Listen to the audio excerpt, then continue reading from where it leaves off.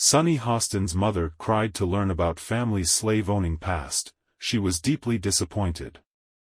Sonny Hostin had to have a tough conversation with her mother after taking part in Finding Your Roots. During Thursday's episode of The View, the 55-year-old co-host detailed how her mom Rosa Beza reacted Finding Your Roots host Henry Louis Gates, Jr. telling Hostin that her maternal ancestors had likely owned slaves. That her third great-grandfather was the son of a merchant who was likely involved in the slave trade, and had owned at least one person was just one of many surprising revelations about my family history, Hostin said on The View. While telling the panelist that her forebears from Galicia, Spain, had moved to Puerto Rico as enslavers, Hostin also revealed that she'd learned on the PBS genealogy series that she is only 7% indigenous Puerto Rican. It was deeply disappointing, because my mother really identified as Puerto Rican.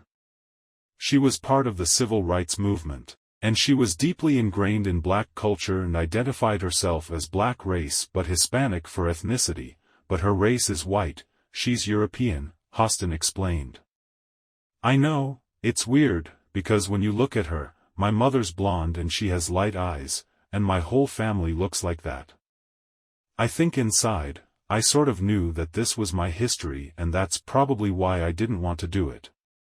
Hostin added that after speaking with Gates, 73, she ended up having a conversation with her mother about their ancestry. And I spoke to my mom about it. She was deeply disappointed, she actually cried about it, Hostin said.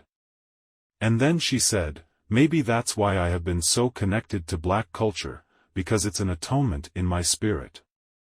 Hostin, who also told her co-hosts that she discovered Anthony Ramos from Hamilton is a cousin, went on to explain on The View how the experience opened her up to meeting new members of the family on her father's side, too.